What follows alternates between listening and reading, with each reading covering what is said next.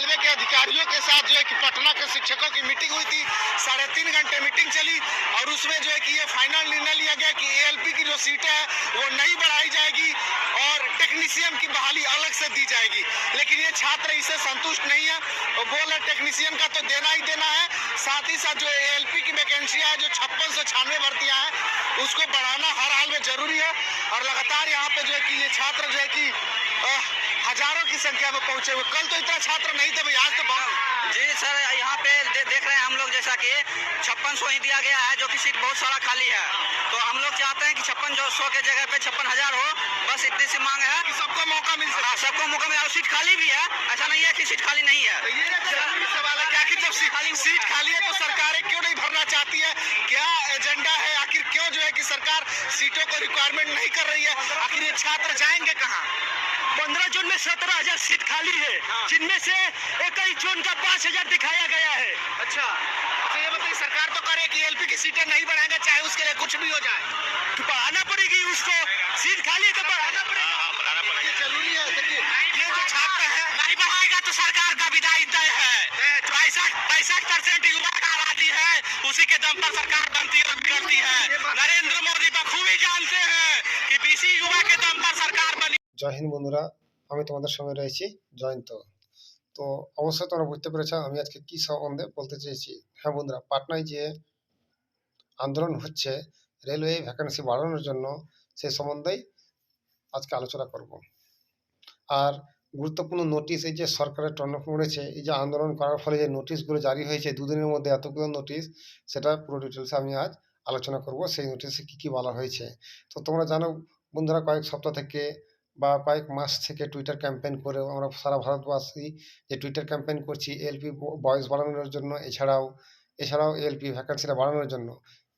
কারণ প্রায় 6 বছর পর ভ্যাকান্সি মাত্র 5,000 প্লাস, মাত্র 5,000 প্লাস। সেই ভ্যাকান্সিটা অবশ্যই বাড়ানো উচিত ছিল, কারণ 6 বছর পরে নিয়োগটা হচ্ছে,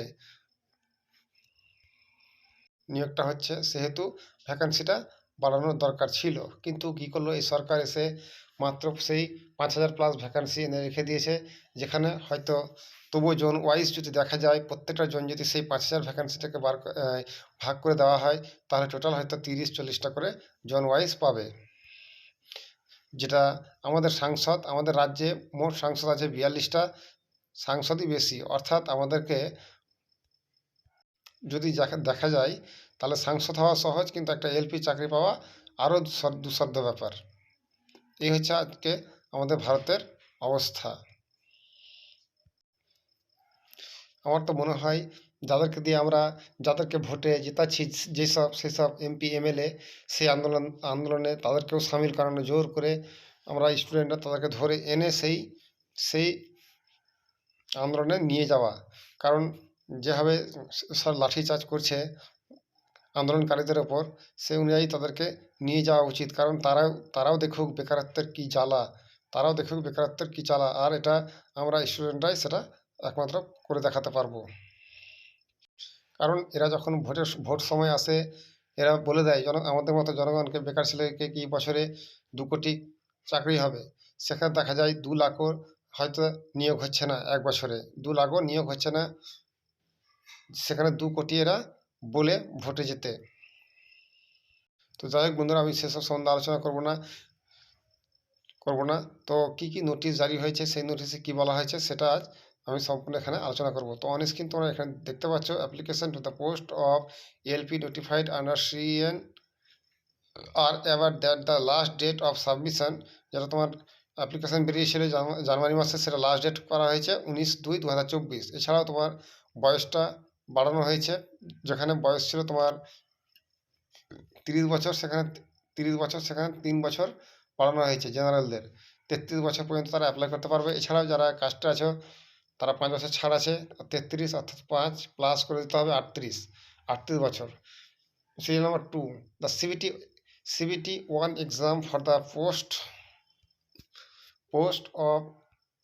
post of tentatively scheduled to be held between June and August 2024। তো অনস্ক্রিন তোমরা দেখতে পাচ্ছ যে প্রায় 6,000 ভ্যাকান্সিটা বেরিয়েছিল, তার যে এক্সাম ডেট, CBT-1 যে এক্সাম ডেটটা হবে তোমার, সেটা হবে আগস্ট মাসে, জুন থেকে আগস্ট মাসের মধ্যে হবে।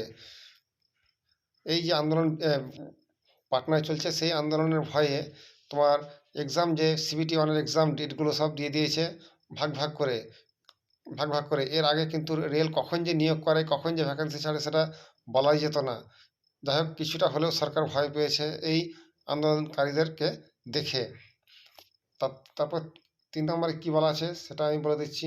The second stage CBT-2 exam আর tentatively schedule to take place in September 2024। অর্থাৎ CBT-2 তোমার এক্সাম হবে সেপ্টেম্বর মাসে। আগস্ট মাসে যদি হয় CBT-1, তাহলে 1 মাস তুমি পাচ্ছ CBT-2 এর জন্য। তারপর 4 number aptitude test is scheduled in November. তার মানে আগস্ট, সেপ্টেম্বর, নভেম্বর, তার 2 মাস পরে হচ্ছে নভেম্বর মাসে হচ্ছে অ্যাপটিটিউড টেস্ট। তারপর 5 নম্বর বলেছে আফটার অ্যাপটিটিউড টেস্টের পরে তোমার শর্টলিস্ট হবে এবং ডকুমেন্টস ভেরিফিকেশন হবে। Will be release in November, যেটা হবে নভেম্বর মাসে এবং ডিসেম্বর মাসেও হতে পারে। এছাড়াও আরেকটা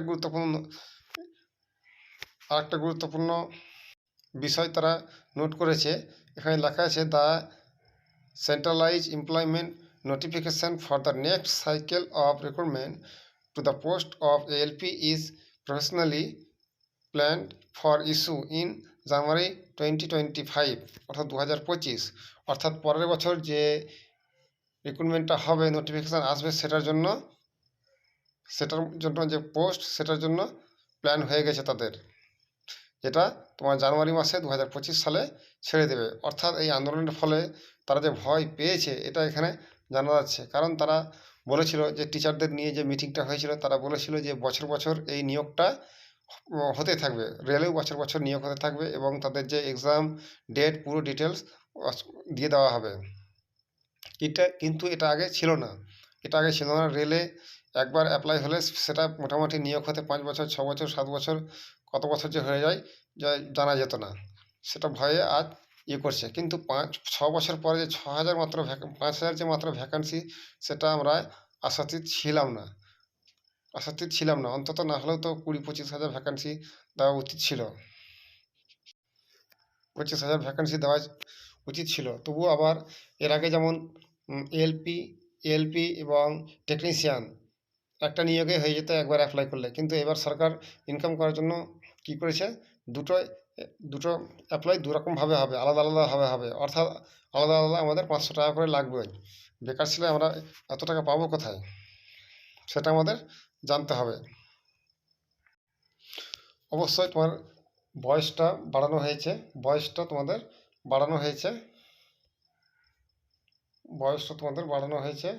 বয়স করা হয়েছে জেনারেল, অর্থাৎ ইউআর হবে 30 ছিল আগে, এখন হয়েছে 33।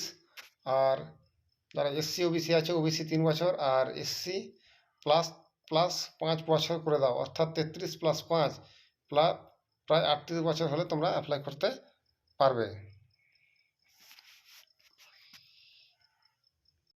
যদিও বয়স বাড়ালে আমাদের লাভটা কী, কারণ ভ্যাকান্সি তো নেই।